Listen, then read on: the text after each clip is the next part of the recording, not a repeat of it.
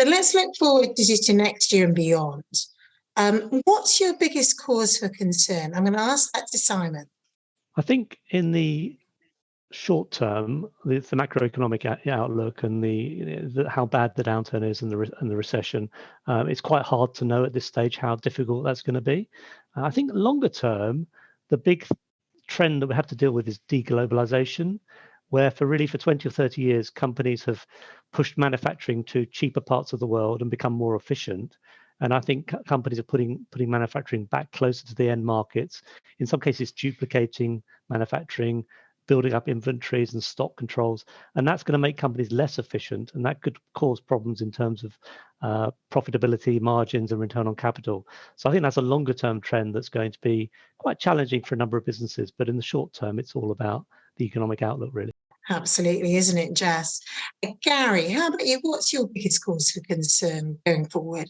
Yeah, I mean, I think it's not something that we're overly concerned about, but something that we're laser focused on right now is just making sure that the companies that we own in the portfolio are resilient and able to manage the businesses through a potentially more challenging period.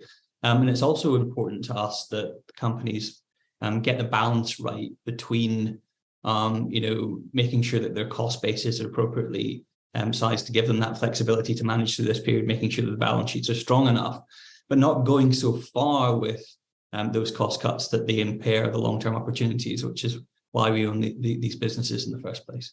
I can really understand that, Gary, because it's a delicate balancing act, isn't it, in terms of costs? And obviously it's going to be a challenging time for these companies. That makes a lot of sense. Bruce, what's your greatest cause for concern? I think our biggest cause of concern would be that central banks over tighten next year. They've been managing asset prices for the last 15 years, so they don't actually know how to manage price stability.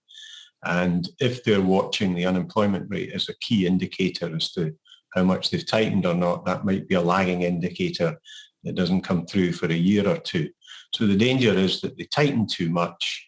That would cause a real liquidity squeeze, maybe a deterioration in asset quality, both at the banks and individuals. And it really just means that money would be very scarce, and that would be our biggest concern.